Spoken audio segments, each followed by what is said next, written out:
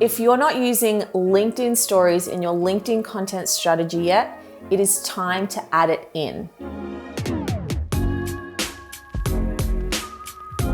Hey guys, welcome back to my channel, the place to be for bosses and business owners who want to show up consistently, creatively, and most importantly, through their content. Today, I have put together my LinkedIn Stories Beginner's Guide to help you master the functionality around LinkedIn Stories as well as the strategy. So if you're wanting to double down on LinkedIn in 2021, then I suggest that you hit the notification bell below so that you get notified whenever my videos go live, because I have a whole series of LinkedIn videos coming. And if you haven't already watched this video on LinkedIn Stories ideas, then I suggest that you go and watch that particular video after you've watched this one. So before we dive into the meat of this video, I want to share with you why I am loving LinkedIn Stories right now and why I think that it is really important real estate for you to be mastering. Okay, so firstly, when I got LinkedIn Stories, I really wanted to test the platform and I set myself a little challenge to make a sale by the end of the first week. Now, when I got LinkedIn Stories, I don't even think that I got it on a Monday. I think I got it roughly midweek. So at the time, I did a story that had a testimonial component about one of my clients that we had done some YouTube services for and got some really great results. And then out of that, by close of business Friday afternoon, I actually had a lead for that particular service. So that's why I was so excited about it, because there wasn't much noise on the platform at that time. There weren't many people using LinkedIn Stories. So I really felt that I was able to capitalize on it. And you're going to be able to do that too. Secondly, the reason that I love LinkedIn Stories on the LinkedIn platform is because typically on LinkedIn, there are way too many people just sliding into the DMs, cold selling, pitching you, not even getting to know you, and it's relatively impersonal on that platform. People really do approach it as a B2B platform, which is fine, but they don't do any research. They don't get to know you. There's no warmth, there's no personal element to it. And LinkedIn Stories really gives that warmth. It gives that opportunity to build relationship and get to know people before you reach out, before you pitch, so you don't have to cold sell to anyone. And that's ultimately why I love LinkedIn Stories. So now that I've given you my reasons why I think LinkedIn Stories is an amazing addition to the LinkedIn platform, let me take you through my beginner's guide so that you can approach LinkedIn Stories in a strategic way. Okay, so for those of you who haven't used the LinkedIn functionality yet, the LinkedIn Stories functionality, I'm just going to show you how to pop up a story. So you have to do it on your mobile app. You can't do it on the desktop yet. And it's just got a little circle up the top with all of the stories that are ongoing at the moment. And on the far left-hand side will be your own with a little plus sign. You click that plus sign and up comes basically the camera format. Now you'll see down the bottom left-hand side that there is an image button, and that's basically you can choose from your photo reel. So you can use something out of there, you can use a video out of there, or today we're just going to take a photo of our setup. Okay, so now that we've taken our photo, and by the way, I could have taken a video, but for the sake of this video, I just took a photo. We can add a few things. So we're going to start with our text. So as I've just talked about, we want to add context to our images. So here, I'm going to write filming day for YouTube, and that just lets people know what we're doing.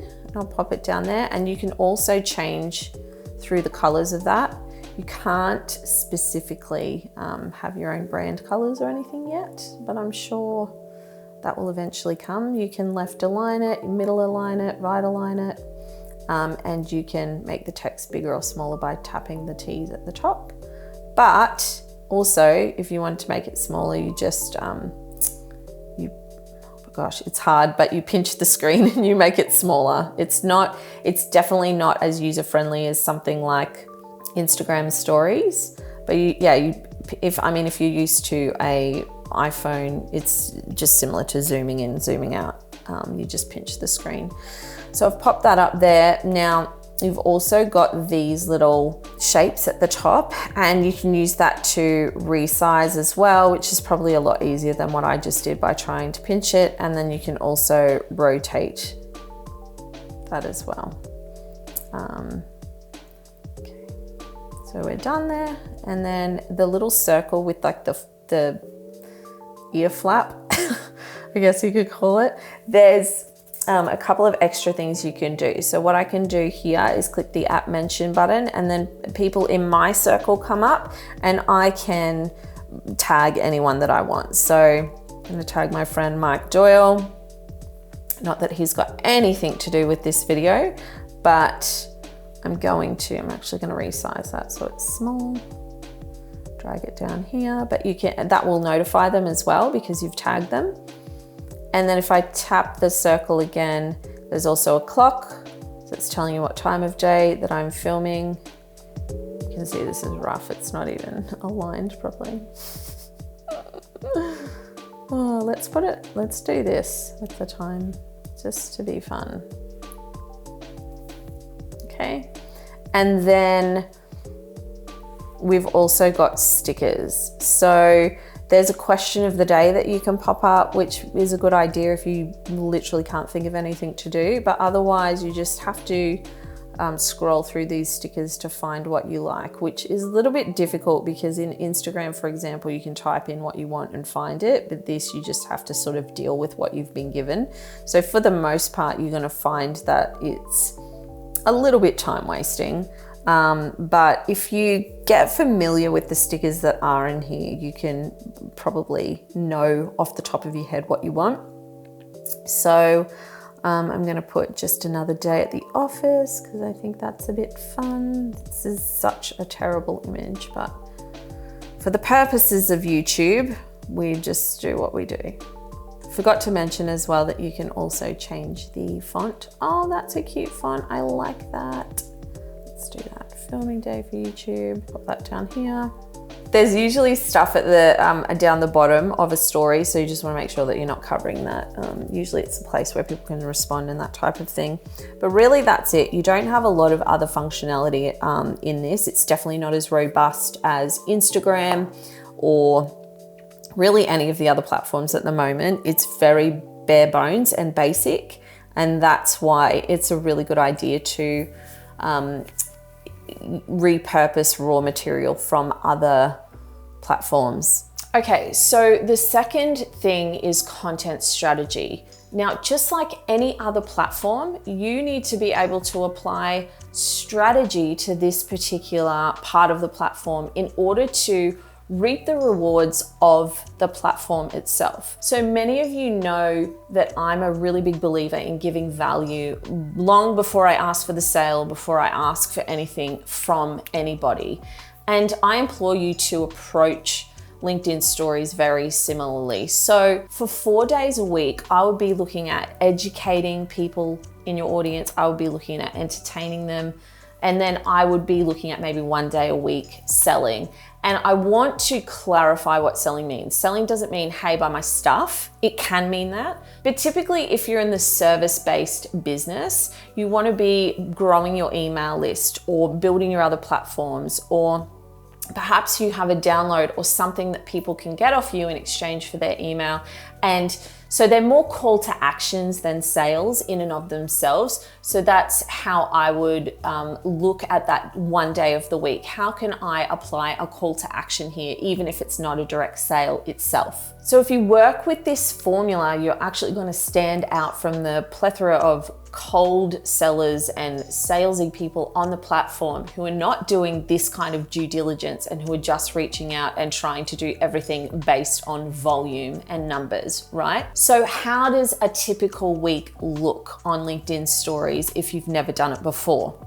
Well, let me walk you through an example for this. So on Monday, we might want to ease into the week.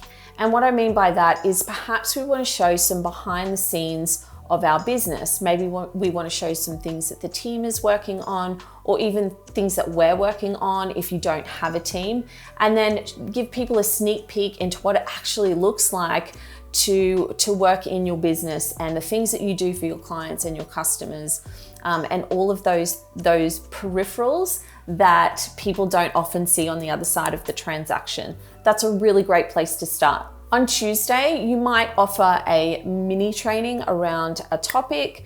Maybe you want to demonstrate how something works, but typically I look at this as a really great day of the week to be educational.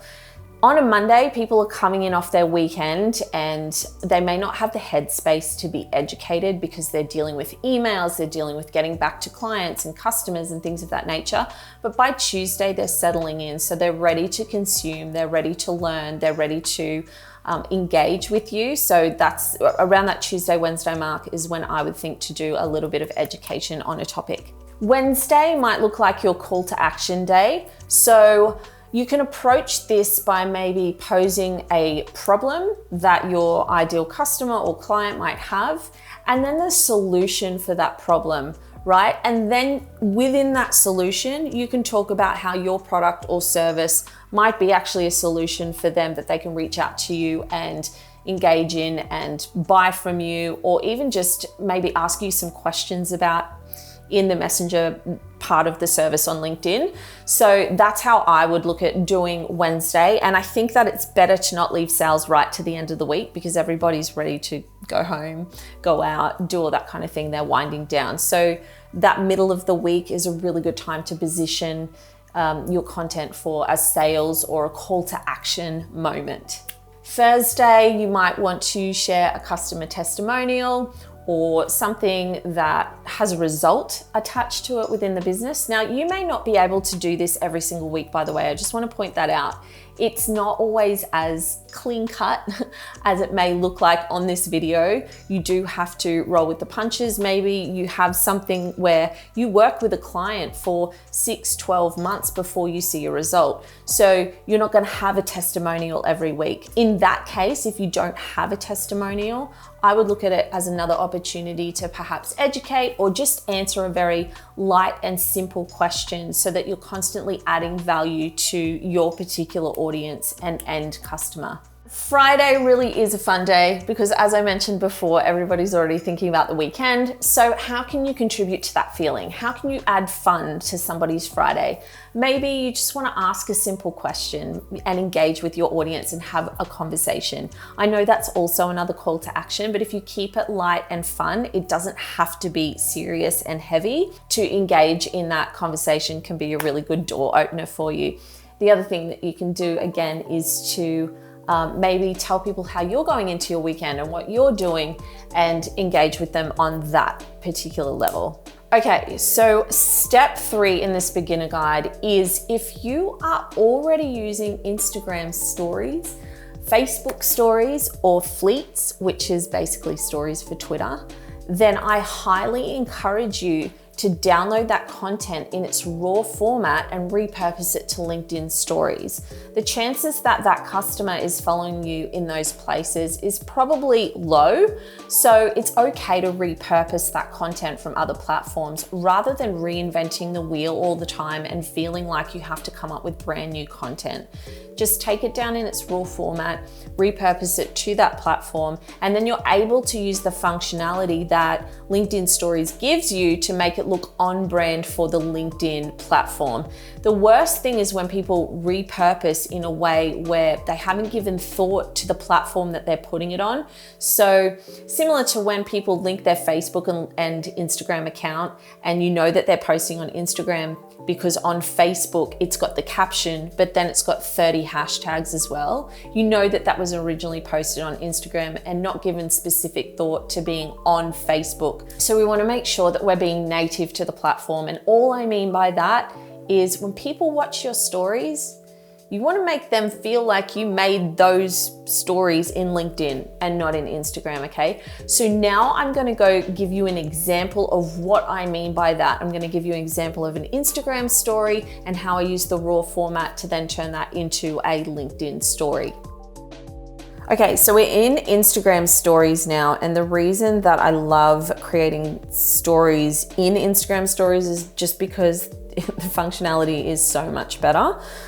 So the things that you probably want to use in Instagram stories that can come over without using all of the Instagram branding, if that makes sense, is the filters that you have down the bottom. So I typically use a filter called Dusty Caramel, and in that filter, it just keeps everything to a certain color scheme, which is why I like it. So I'm just gonna do maybe like a little panning shot here so that I can use it in LinkedIn.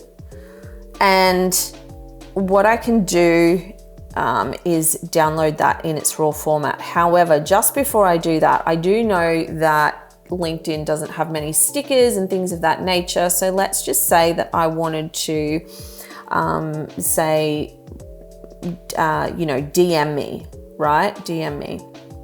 I can type that in there. I'll choose one of these little DM things, right? So let's say my post over on LinkedIn stories was going to be like, I have a free opt-in, or free download, free download content roadmap. I actually do have this, by the way, and I'm just putting it on the screen so I can think my thoughts through. Free download content roadmap, DM me. Perfect. Okay, I don't need all that writing there. So now what I want to do, I mean, you can put a lot of other things in here, to be fair. I'm going to mute the video as well because I'm actually talking to the phone, so it's going to be super annoying if I don't mute it. And then we just want to hit the down arrow button up here, and that's going to save that in that format to my phone. Now, the beauty of this is that I haven't used any of the Instagram fonts or anything like that, so that when we go to LinkedIn, I'm gonna go to my stories, I'm gonna add a new story, I'm gonna go to my camera roll and choose this one that I've just done in Instagram, right? So now what I can do, I can actually mute it here too. So you have that option to do it in LinkedIn if you forget to do it in Instagram. But I'm gonna use the text boxes that they supply here to write free download, content roadmap, spell correctly. I'm gonna go back to that pretty color, right? And then I've got the little DM me image down the bottom. So you can see how I've used the functionality available to me in Instagram to keep the imagery on brand for me, but then also to provide a little bit of a call to action that is harder to find on LinkedIn stories. And I can share to a story there. So we've got our first one there, and then we flick to our second one, and you can see that I've got the little DM me image down the bottom, which is super fun. So it's a really good way of not reinventing the wheel just by repurposing what you're already doing on another platform. And that's basically as difficult as it gets. I would highly implore you, if you use a different channel for stories, to simply use that channel to create them and then put them over to LinkedIn stories. It's just going to save you a lot of time, a lot of headaches, and a lot of frustration when you can't find what you're looking for on LinkedIn because they don't yet have it. It's still quite limited, but not to be discounted, because it's a fabulous tool that you've been given, and to ignore it now is to your detriment. Number 4, where possible, speak to the camera. So a lot of people aren't using LinkedIn stories in this capacity yet. That's where this unique opportunity is available to you. So with LinkedIn stories, it hasn't seen the same uptake that we've seen on Instagram at the moment. So more people watch stories on Instagram than they do the feed. It's not the case in LinkedIn. So when people do go to your stories, you want it to be a really special experience for them. You want to give them an experience of you that they can't get in your feed. And that's why using the camera is so important. It's a warm point of connection with you, where they may not get the opportunity to hear your voice or see your face, or hear your tone if you don't speak to the camera. And really at the moment, the people using LinkedIn stories, the majority of story content that is going out is static. So what I mean by that is it's not video, it's certainly not somebody talking to the camera, and to be fair, a lot of the time it's just static imagery that has no context at all. So you now have this unique position to build rapport with people and then use the functionality provided to give context about what you're talking about. So for example, I've seen a lot of content go up around industry events. This was before COVID hit hard, but I saw event content going out, right? Or people had booths where they were, had their stuff on display, but they would just put up a photo of their booth and no one knew what event they were at. They didn't know what they were necessarily there doing. They didn't know if they were part of the event in any other way. If you were at the event, it would make sense that they would have directions to the event. Hey, we're at booth G6 and we're right next to the entry to the hall, something like that. There was just no context. I've seen a lot of that go on and it's just of no value to anybody. All it is that company or that brand or that person making themselves feel good that they've posted something for the day. You don't want to do that. You want to make sure that you're building relationship, that you're using the platform to build rapport in a way that nobody else is. So the main point of all this is use the camera functionality and stand out from the crowd. So that brings me to my final step, step number 5, and that is to caption everything. Most people don't watch anything online with sound. They read captions. So if you speak to the camera, caption it, even if it's just generally about what you're speaking. It doesn't have to be word for word, but just allow people to understand what you're speaking about. If you put up an image, to my point before regarding the event, caption it. Tell people what they're seeing. Don't assume that they understand the context of what they're seeing just because you've given them a picture. You need to spell it out for them and allow room and opportunity for conversation to happen, because now people understand what they're seeing. Caption everything that you do to make the time invested into the platform worthwhile for you. So I'd love to know in the comments below if you've been using LinkedIn Stories yet, and if you have you seen an uptick in messages to your DM section of LinkedIn? Let me know in the comments below. I reply to everybody. And don't forget, I'm doing a series on LinkedIn, so there'll be another one next week, so make sure that you hit that notification bell. Otherwise, I will see you next week. Bye-bye.